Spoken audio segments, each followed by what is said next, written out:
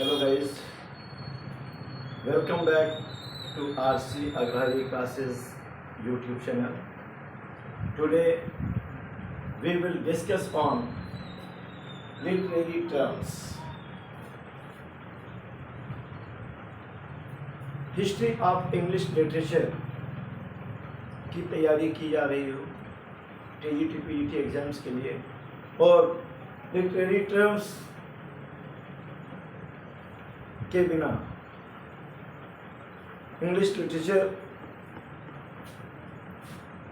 Complete नहीं होता। बेहद ही इम्पोर्टेंट टॉपिक है ये टीजीटी पीजीटी के लिए। इंग्लिश लिटरेचर का एक पार्ट है, बेहद यूजफुल जानकारी लेकर आए हैं। और कल भी आपको लिटरेरी टर्म्स के बताया गया, लिटरेरी टर्म्स के विषय में बताया गया था। आज लिटरेरी टर्म का सेकंड पार्ट है, और ऐसे हर नेक्स्ट डे आपको एक न्यू पार्ट मिलेगा, न्यू वर्ड एडिक्शन मिलेगा, न्यू लिटरेरी टर्म्स मिलेंगे। आते हैं, फर्स्ट है what is memoir. What is memoir, what do you understand by memoir. Memoir क्या है, याद रहे, memoir is a type of autobiography. Memoir is a type of autobiography in which the writer focuses primarily on the people, often famous personalities, with whom he or she came into contact. Memoir एक type of autobiography है जिसमें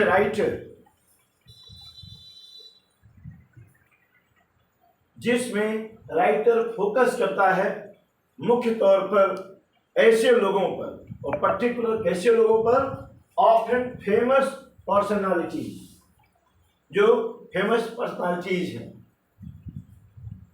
उन पर focus करता है, जिनके साथ writer, mail है या फीमेल है, केम इनटू कांटेक्ट, जिनके साथ राइटर कभी भी संपर्क में आया है, उन घटनाओं का डिस्क्रिप्शन देता है राइटर मेमोयर में। ये टाइप ऑफ ऑटोबायोग्राफी है। ये ऑटोबायोग्राफी और मेमोयर में बेसिक डिफरेंस है। ऑटोबायोग्राफी में टोटल स्वयं के विषय में बताता है, लेकिन मेमोयर में यह भी एक प्रकार की टाइप ऑफ ऑटोबायोग्राफी है। इसमें राइटर फोकस करता है मुख्यतः ऐसे व्यक्तियों पर, ऐसे प्रसिद्ध व्यक्तियों पर, ऐसे पॉपुलर व्यक्तियों पर, जिनके संपर्क में वो कभी आया।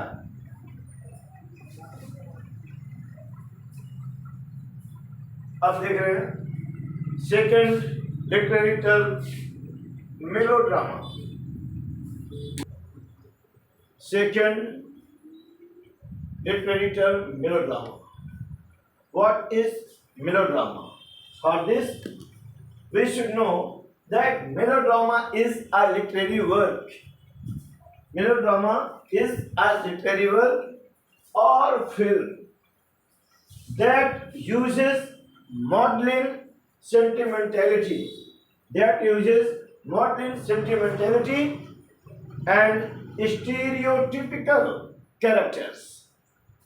मेलोड्रामा एक लिटरेरी वर्क है या एक फिल्म है जिस पर यूज किया जाता है मॉडलिंग सेंटिमेंटलिटी, जिसमें भाव सेंटिमेंटलिटी को यूज करते हैं, और स्टीरियोटिपिकल कैरेक्टर्स यूज किए जाते हैं, पारंपरिक कैरेक्टर्स यूज किए जाते हैं। ऐसे लिटरेरी कंपोजिशन को, लिटरेरी वर्क को आप मेलोड्रामा कहते हैं। उसके बाद देख रहे हैं, what do you understand by act? Act is one of the main division of the play. Act. Now we know about act. What is act? You should know. Act is one of major division of a play. किसी भी English drama या किसी भी drama का main division part होता है।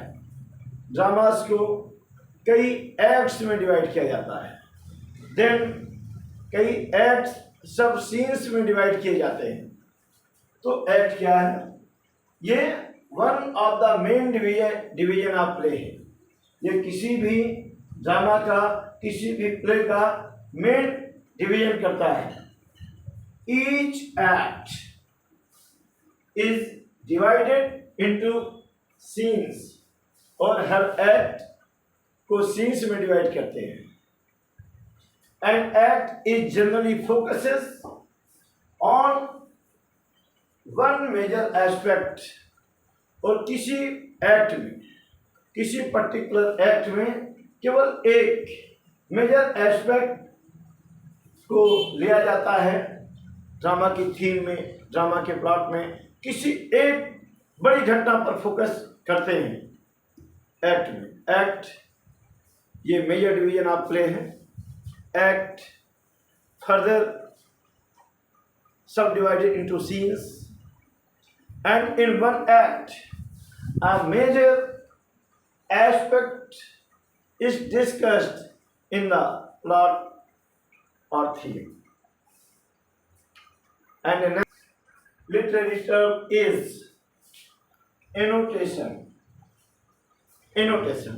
What do you annotation? Explanatory notes आपने देखा होगा, जब टेक्स्ट बुक पढ़ाते हैं तो टेक्स्ट बुक के नीचे कुछ फुट नोट दिया रहता है, टफ वर्ड्स की मीनिंग दिया रहता है, या कोई वर्ड आया है उसे नीचे एक्सप्लेन किया गया होता है। That is known by annotation. Explanatory notes, annotation उन एक्सप्लेनेटरी नोट्स को कहते हैं जो टेक्स्ट पेज के नीचे दिया होता है, जो टेक्स्ट के साथ दिया होता है, और इसे आप फुटनोट या कमेंट भी कहते हैं।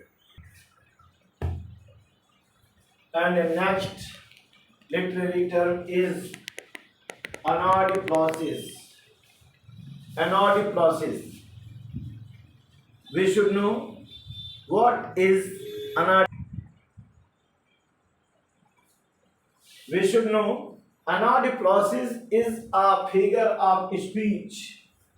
Anodiplausis is a figure of speech in which a word or phrase at the end of a sentence.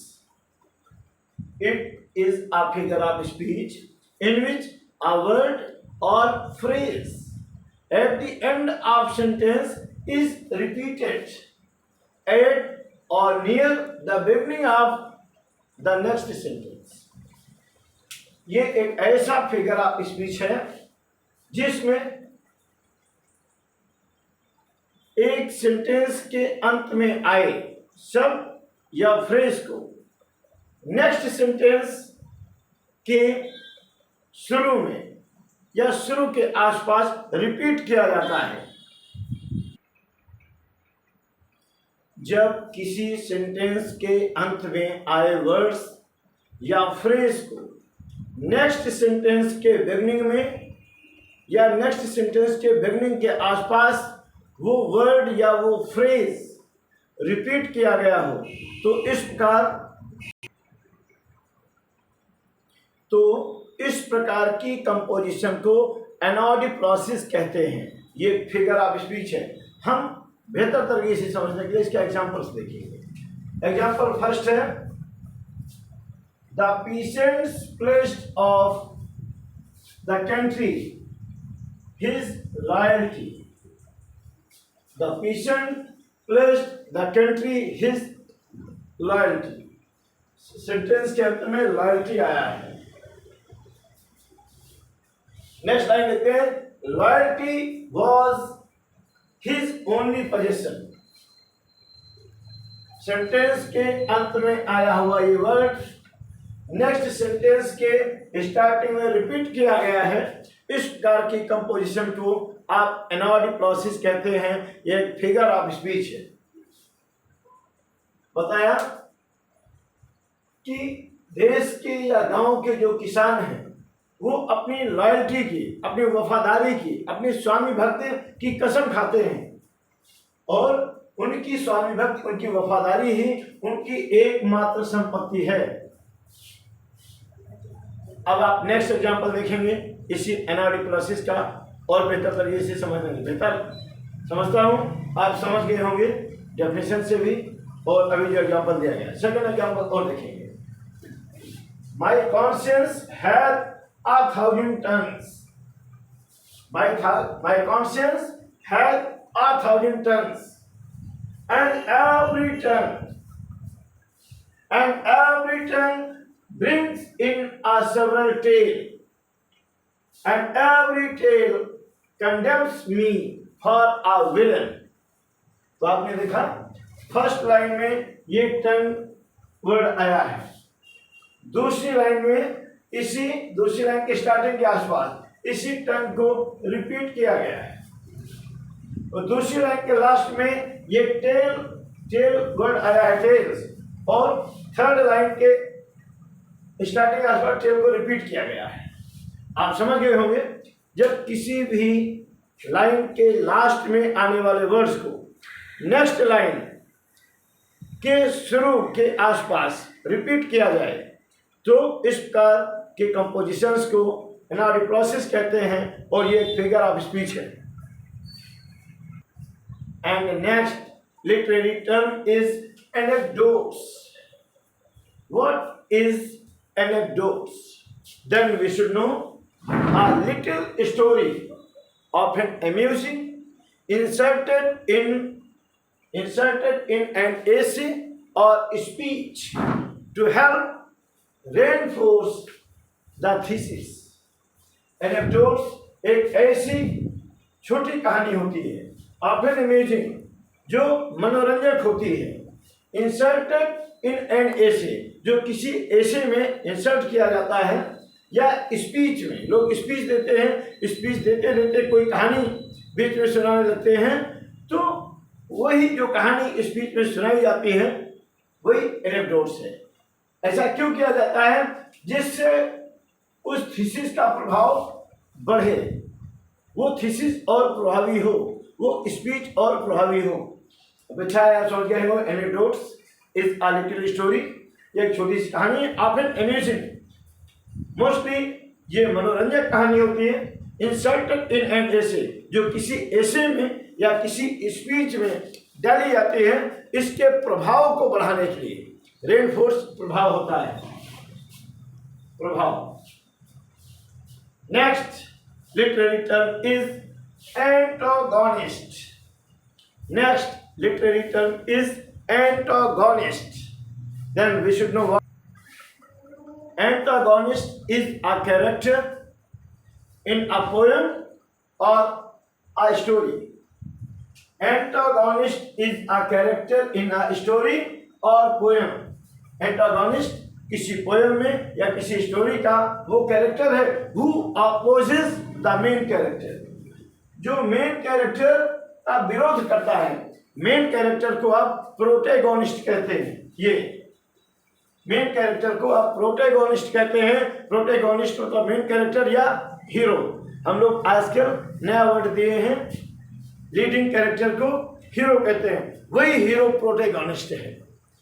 तो एंटागोनिस्ट एक ऐसा कैरेक्टर है स्टोरी का या पोएम का हु अपोजेस, जो विरोध करता है मेन कैरेक्टर का, हीरो का या प्रोटैगोनिस्ट का, जो विरोध करता है। और कभी कभी एंटागोनिस्ट कोई एनिमल होता है। Sometimes antagonist is an animal. And next literary term is antonomasia. Antonomasia, what is antonomasia? We should know this one is an identity or identification of a person. Antonomosia is an identification of a person. ये किसी व्यक्ति की पहचान होती है। कैसे? By an appropriate substitute phrase, किसी particular appropriate substitute phrase के द्वारा। मतलब जैसे हम लोग स्टूडेंट लाइफ में, बच्चे स्टूडेंट लाइफ में टीचर्स का नाम रख देते हैं, तो वो सब्स्टिट्यूटेड फ्रेज है। जैसे कोई टीचर बहुत लंबा चौड़ा है तो उसे लोग दरोगा कहने लगते हैं। कोई टीचर तंबाकू वगैरह ज़्यादा खाते हैं तो उन्हें चूरन चूरन कहने लगते हैं। दैट इज एंटोनोमोसिया, मतलब कोई पर्टिकुलर सब्स्टिट्यूटेड फ्रेज जिसके द्वारा किसी व्यक्ति की पहचान रख दी जाती है। एग्जाम्पल के लिए आप देख रहे हैं, such as her majesty for a queen, किसी क्वीन के लिए हर मजेस्टी एड्रेस किया जाता है, या शेक्सपियर के लिए बार्ड ऑफ एवॉन एड्रेस किया जाता है। तो एंटोनोमोसिया क्या है? एंटोनोमोसिया ये आइडेंटिफिकेशन है किसी व्यक्ति की, जो पर्टिकुलर कोई फ्रेज के द्वारा उस व्यक्ति की पहचान कराई जाती है या की जाती है। आपने देखा शेक्सपियर के लिए बार्ड ऑफ एवॉन, किंग या क्वीन के लिए हिज या हर मजेस्टी होता है। आपका नेक्स्ट लिटरेरी टर्म है antithesis. Next literary term is antithesis. Then we should know what is antithesis. तो याद रहे, antithesis is a placement of contrasting or opposing words, phrase, clauses or sentences side by side. Antithesis is a placement of a contrasting or opposing words, phrase, clause or sentence side by side. जब कोई word, कोई phrase या कोई sentence, दो opposite word एक साथ आएंगे एक दूसरे के बगल में, तो एंटीथीसिस कहते हैं। प्लेसमेंट ऑफ कंट्रास्टिंग बताया, विरोधी या अपोजिंग वर्ड्स सेम चीज है। कंट्रास्टिंग वर्ड कहिए या अपोजिंग वर्ड कहिए, विरोधी शब्दों को या विरोधी फ्रेजेस को या विरोधी क्लॉजेस को या विरोधी सेंटेंसेस को पास पास रखा जाए, अगल बगल रखा जाए, तो वहां पर एंटीथीसिस होता है।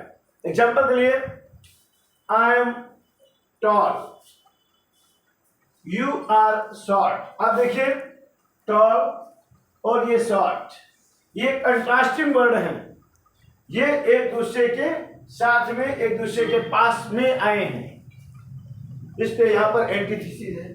दूसरा देख रहे हैं, to err is human, err and to forgive is divine. तो एरर, टू एयर गलती करना होता है, टू फॉरगिव माफ करना होता है।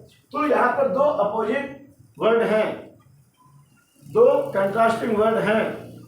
तो जब दो कंट्रास्टिंग वर्ड, फ्रेज, क्लॉज या सेंटेंस एक दूसरे के बाद या आसपास आते हैं, तो वहां पर एंटीथीसिस होता है। अपेक्षा है आप समझ रहे हो। And next literary term is sarcasm. Sarcasm, form of verbal irony. What is sarcasm? Sarcasm is a form of verbal irony that insults a person with insincere praise. sarcasm एक ऐसा व्यंग होता है, ऐसा कटाक्ष होता है जिसमें किसी व्यक्ति का इंसल्ट किया जाता है, उसकी झूठी। जैसे कोई स्टूडेंट है, पढ़ता नहीं है, पढ़ने से बचता है, कतराता है, मूर्ख टाइप का,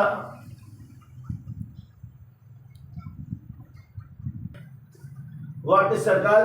सरकार एक वर्बल आयरनी है जिसके माध्यम से किसी पर्सन का इंसल्ट किया जाता है उसकी झूठी तारीफ के द्वारा। Insincere, by insincere praise a person is insulted and it is a verbal irony called sarcasm. कोई स्टूडेंट पढ़ता नहीं है, बुद्धू टाइप का है, तो उसे कह रहे ये बहुत विद्वान लड़का है भाई, बहुत पढ़ता है, ये कटाक्ष है उस पर। तो किसी का भी किसी व्यक्ति का इंसल्ट करना, उसका इनसिंसियर प्रेज के द्वारा, झूठी तारीफ के द्वारा किसी का इंसल्ट करना, तो सरकाज़म कहलाता है। ये वीडियोस आपको पसंद आ रहे हों तो इन्हें सब्सक्राइब करें जिससे मेरे सारे वीडियोस आप तक पहुंचते रहें। इसे शेयर कीजिए और वीडियो कैसा लगा कमेंट करके ज़रूर बताएं। Thank you.